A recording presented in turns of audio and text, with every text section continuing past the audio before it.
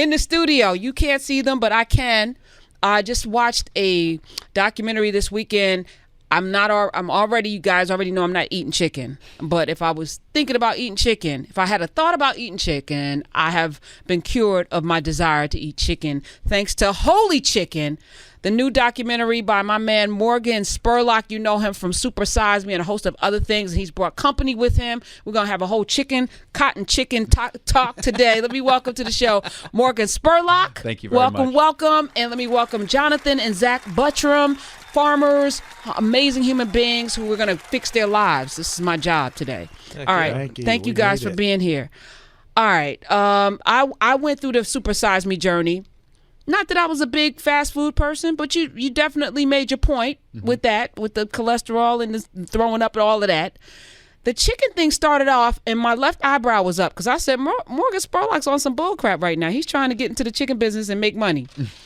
And then you flipped the script at the end. So tell us the genesis of how you got into this Holy Chicken war. Yeah, well, the whole idea was like, how do we tell the story of like the fast food business from a different point of view? Like, how do we look at this? Because the first film was very much about it from a consumer POV.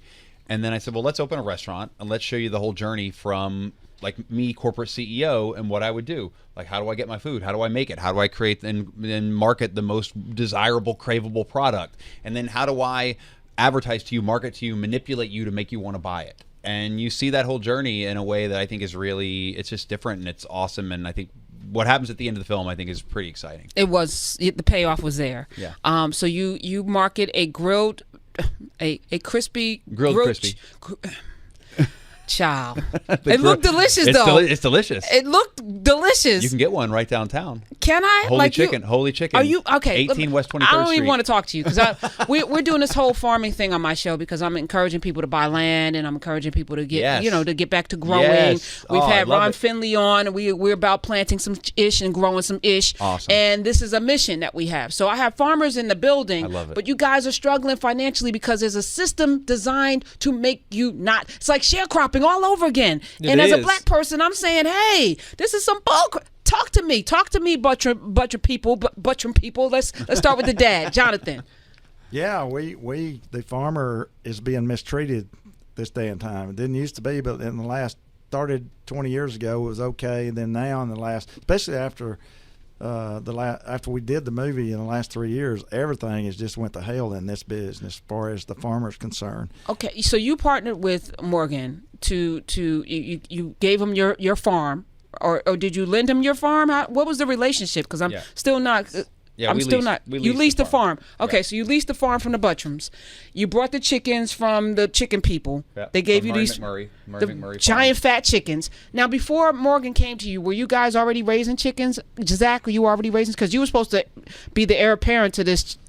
I never got the opportunity to get my own chicken contract because I was already blackballed from the industry for Dad speaking out against the wrongdoings that they do. Okay, so there was a lawsuit against the big chicken people who are blocking, and they have this lottery that no matter how many chickens, because you had the biggest chicken. I saw it. I saw the number. You had the largest, most weighty chicken, and yet you were last in the lottery, which means you don't get as much money as everybody else. That's right. And the lottery's not fair. They pick and choose where you stand. You never get to see your chickens weighed, processed, or what kind of feed. You can even weigh the feed trucks and see if you're getting the amount of feed that you need from the company. So yeah, the tournament system is a very rigged system within the chicken business. When did it start? Like, take us back. Give us the anatomy of how this all started. The tournament system started 30, 40 years ago. They figured out, some smart person did, a way that they could steal legally. And then when people started rising up, then they go put some money in some congressmen, senators' pockets, and then they just let them go. And then the USDA also was corrupt and all this. And so it's just got worse and worse till now. Then corporations are taking over the chicken farming.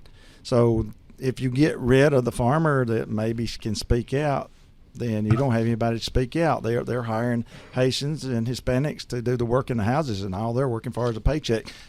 Doesn't care about the chickens or the health or anything like that. Where are you from, Jonathan? I'm from Northeast Alabama. Northeast Alabama, which is it's in a really interesting place geographically, right? It is. So how long has your family been in the farming business? Take Well, me through that. I'm third or fourth or fifth generation. I'm third generation chicken farmer. I mean, I grew up a farmer. My daddy grew up a farmer. My granddaddy grew up a farmer. Okay, take me back to Granddaddy Buttram. Yeah. Okay, what was it? Because they didn't have these supersonic, overweighted chickens back then when your granddaddy was doing it. What was the business like? Do you remember? Were there talks about how you guys went to market and how you made money? Like, walk me through what that business was and why it was so important to have a legacy in it. Okay, when my granddaddy did it, then he would actually buy the chickens himself. He would actually buy the feed himself. He'd build the house, and sometimes you could build the barn, the chicken house, and then grow the first batch, and there was enough money in it, you could pay for that chicken house the first batch of chickens, which then was about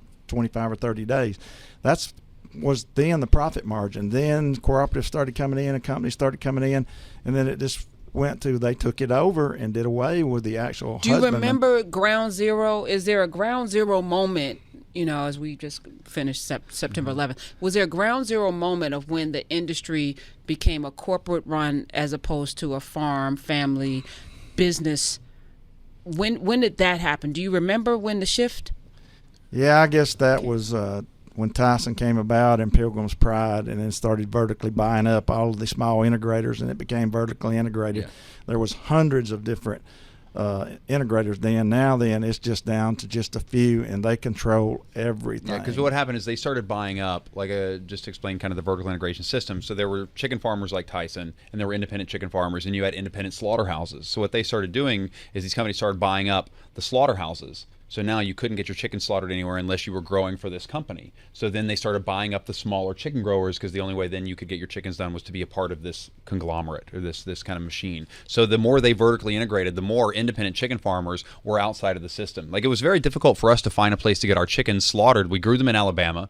We found a slaughterhouse, the only one that we could find that would work with us, because these people still have ties to the industry. We found an independent guy out of Kentucky who slaughtered our chickens, who then we had to truck them to Ohio. So it was an incredibly ridiculous process, but that's what you have to do if you're going to try and raise independent birds in America today. I mean, it's a nightmare. Isn't that un-American? I mean, Very. we're taught that this is a free enterprise system. Yes. It's supply and demand, that it's capitalism, which means that you can come from nothing and build something, and everyone has an equal opportunity to do that. And nothing's more American than the family farmer. Like, these guys are Americana at its best. Yet we are squeezing these guys every chance we get. So why isn't that narrative? And let me just thank you for doing this documentary, because in addition to curing any desire I ever want to have for eating chicken, which is the solution, that's the solution, consumers have to put their foot down 100%. Or put their forks down or put their plastic paper down or what have you. And we have to empower guys like this to where we need to create a system where guys like this can raise outside of the system. Right. Like, so there has to be a new parallel system where it's like, great, we're going to do this outside of big chicken.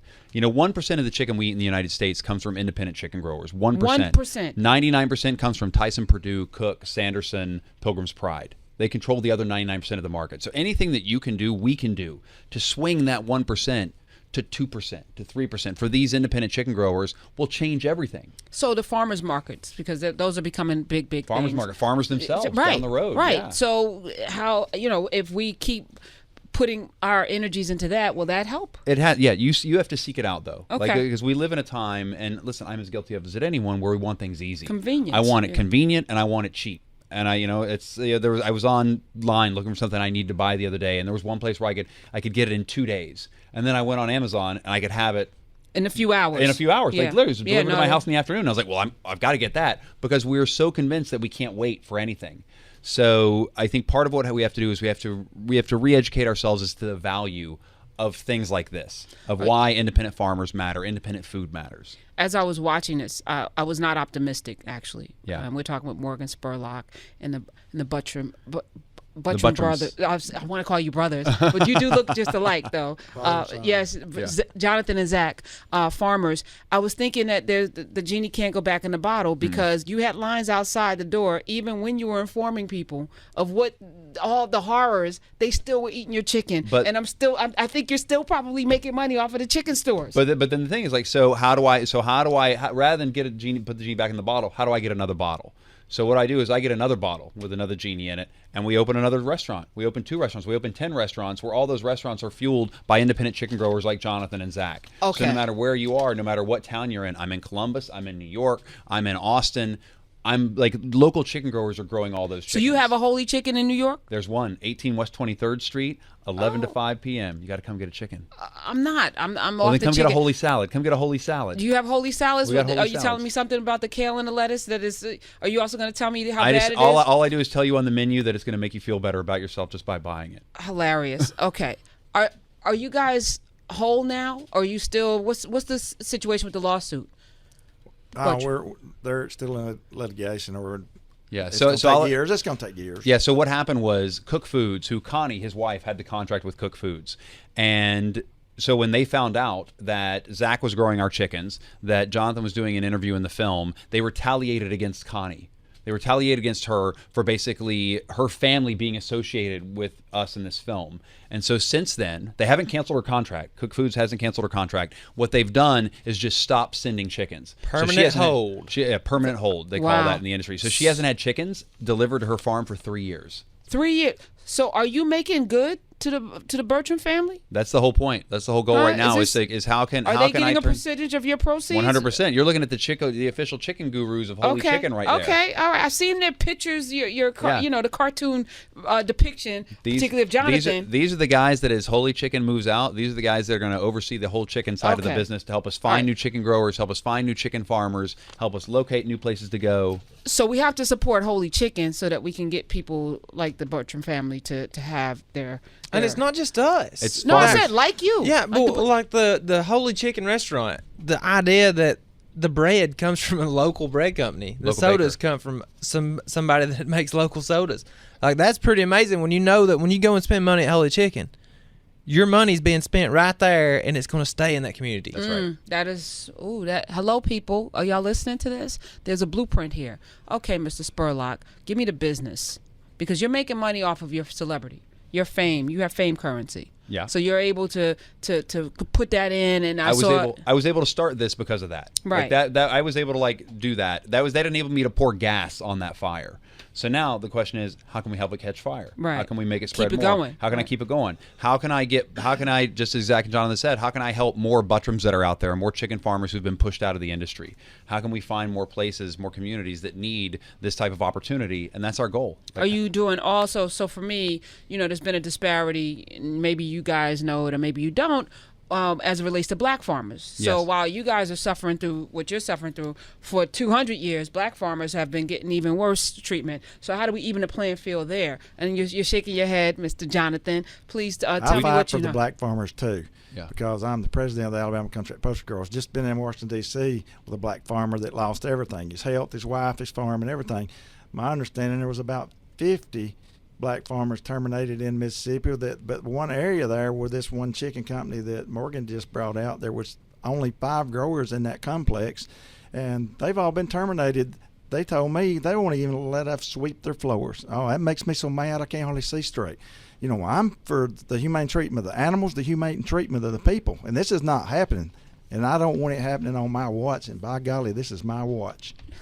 So speaking of humane treatment, okay. So the little chicks, they come out the egg, they're wet, and then they get fluffy. They're so cute. So cute. And then you grab them and you vaccinate them, and then you throw them in a bucket, in a box, and then you throw them in the thing. And I was like, they're screaming.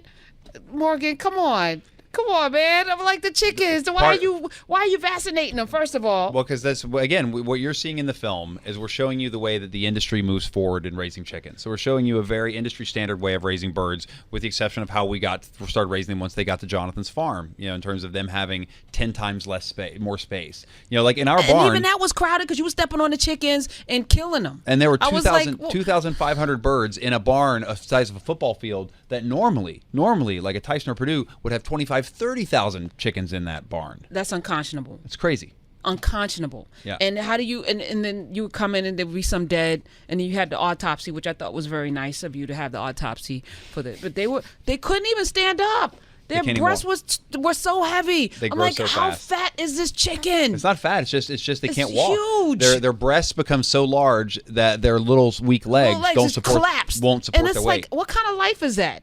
Yeah. I felt so bad for the chickens. I wanted to let them all free, but then they couldn't run. They can't run They couldn't go anywhere. Those chickens are bred for. To some people, that's a really good life until that day that it all hits the fan. There, I'm gonna suck on some water, and I'm gonna walk. I was sitting on plop down, and I'm like, I can't read a book. It was terrible. I felt so bad. I was like, I'm a vegetarian now. I'm going full vegan. I can't do it. I can't. But they did get read to. They get read to. What did I read? Oh yeah, we didn't put that in there. I did read them a book. I didn't read them stories. What'd you read them? I didn't read them stories. I read them a couple different books. They thought Morgan was their mother. I saw them. They were gathered around. And yeah. I said, how can you have such a loving relationship and you know that you're going to pack them in this thing and then send them off to slaughter? Well, this is what Jonathan said. Is he goes, it's natural to develop like this bond with them. He goes, but if this is the business you're going to be in, then all you can do is protect them. You can't protect them all forever. Okay. If you're going to actually have a business there where you're going to serve chicken sandwiches or chicken in general. In the United States, we eat 50 billion chickens plus worldwide, 9 billion in the U.S. alone. Every second, so while I'm just talking to you right now, every snap of my fingers is 300 chickens. 300 chickens a second in the United States are being eaten. So you think about that volume of chickens, and you think about how do we supply that? And ultimately, that's why you need these big, giant corporations. Otherwise, it's just going to go away. Okay, which came first, the chicken or the egg? Our desire to eat chicken has been marketed to us. It's not because we naturally. I learned this just. And not our desire to eat chicken, our desire to eat white-breasted chicken. Breast Because the best chicken is the dark meat. Right. The best is the dark meat chicken. The darker the berry. Yeah. I'm not going to say anything more than that. But the point I'm making is, even breakfast, why we eat bacon and eggs is because of marketing. It's not because that's what is best for our bodies to eat. Or drink milk. Got milk. Which is horrible for human beings, by the way. It's not, but we've been marketed to eat these things, not because they're good, supersizing everything, not because it's good for us, but because it's good for big business. I want to know what is it going to take for us to shift the paradigm? Because I feel like, Morgan, all of the efforts that you've made, it's just incremental. Incremental is better than nothing. And I think ultimately what has to happen is you have to start with, what's it saying? Every journey begins with the smallest first step. So we're taking a small first step, me and you. Come on, we're making this small, tiny chicken step together. I'm here for it. It's baby steps. We have a Wellness Wednesday on my show. I'm like, I want everyone to be healthy, wealthy, and wise. But I need to understand, first of all, what do you eat, Morgan Spurlock? What normally? Do I eat? Yeah, what's your diet like? What's my diet? Today I woke up and I had a cup of decaf coffee. And I had some bull crap. I listen. I don't drink caffeine anymore, but I do love the ritual of having a warm cup of coffee in the morning. Do you put milk in your coffee? Cream? Half and half. Half and half. So good. You got to put the half and half in there. All right, hold on. So I put the half and half in there, and then I had what did I have? I had a couple hard-boiled eggs today. Why? And that's it. That's all I Why? Why'd you have hard-boiled eggs? Because I love eggs. Do you love eggs, or have you been trained to love eggs? I like having protein in the morning because I exercise a lot, and so for me, I find that I need protein in the morning to kind of really. What's your cholesterol like? I don't know. It's pretty good. Okay. Yeah. Even after that, that supersized thing. Yeah. After that, it was terrible, but now it's low. Right. It's good. Jonathan, what's your diet like? Are you a meat eater? Are you a carnivore? He had a fried chicken before I'm a carnivore. You're a carnivore? I'm a carnivore. I eat a lot of chicken. And I'm a cook. He's a great cook. He's an amazing cook. Best barbecue you're ever going to have, that guy. What are you making? What's your barbecue? My barbecue is pork butts and steaks and chicken, whole chicken. So being in this industry has not made you squeamish about, because you know the whole process. You got your hands on. You've seen probably some horror stories. I'm squeamish, and that's why I'm trying to fix this. So those of us that do eat it, we want to eat a healthy product, and these factory farms are not producing a healthy product. Ask him how many chickens he's raised in his lifetime. Okay. Who's interviewing him? So Morgan wants me to ask you, Jonathan, how many chickens have you raised? Well, over 56 million. How do you know farmer. 56 million chickens? Over what year span is this? 40 years. 40 years, 56 million. 56 million. And since you've gotten into this relationship with this guy and gotten blacklisted, that has grounded to a halt. No more chickens. I will never grow chickens again. Now, I do have about 125 free-range layers that we sell around and give to our neighbors, and we pickle them and pickle the eggs and stuff like that. We do gardens and all this. Okay. And so, I'm a prepper also. Okay. So, wait, hold on. All right. Are you a prepper too, Zach?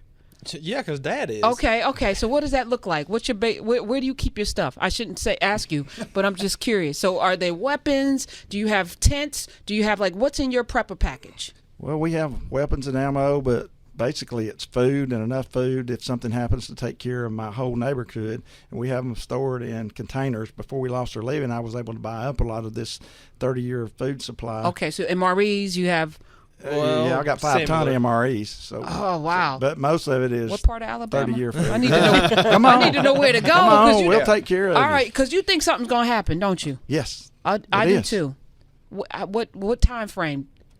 Possibly in the next 2 to 3 years. I try. Okay. A lot of people always ask me when Jesus is coming back. Right. I can't. That's what I was going to ask you. Is it tied to Jesus coming back? Yeah, it's getting close. Okay. Really close. I knew that. We got a lot. I want to talk to him, Morgan. Really close. Get out of here. I know. How many children do you have besides Zach? I have 3 children. 2, counting Zach. Okay, 3. counting Zach. Okay, and since you don't have the farming legacy, what's the game plan for your progeny? I hope that I want all of them to go on to school, but I still have operate about 650 acres of land with cattle on it. Okay. And I mean, all right, so I'm you're not struggling. Well, we are struggling. Yes, because cattle went the same way as poultry. A few years ago, we were getting $1,400 a head for our beef cattle on everything that we sold. Now they're down to $400 to $600. That's because the country of origin labeling was taken off the meat. So now you don't know where your meat's coming from. And I assure you that your meat's coming from a foreign country. And I'm supposed to be not allowed to say that, but since they took, but this is America. It's a free country. Yeah, they label it product of USA, and the people actually believe it's from USA. No, they took all of our good meat and stuff and started sending it around the world to the elite around the world. Look at that. So how do we arm ourselves with knowledge, Morgan? Because this is your area. I mean, just to help us. Besides watching Holy Chicken, well, it starts with people like you. Do that. I mean, it starts with people like you. It starts with people like you who are going to bang the drum, who are going to get the word out. It starts with people on the other side of this mic saying, "I want to seek out something better. I want to make a change. I want to raise my kids differently. I want to tell my friend. I want to take my friend to a different place." It's up to each one of us to try and do what we can to make a change and make a difference. And somebody says, "Well, somebody else will just do it." I got to let you in on something. We are somebody. We are the somebodies that has to do that. I agree with you. Yeah. I'm very proud of this work, and I'm thankful that you guys did stand up, because if you didn't, we wouldn't have this material. And I know that you paid an ultimate price for it, but this is the kind of courage that actually built this country. The courage to say no, stand up to tyranny, and to say we're not going to take it anymore. This is what Americans look like. People who are willing to stand in the gap. And I just want to thank you guys for that. Thank you. Thanks for having us. Thank you, Jonathan. Thank you, Zach.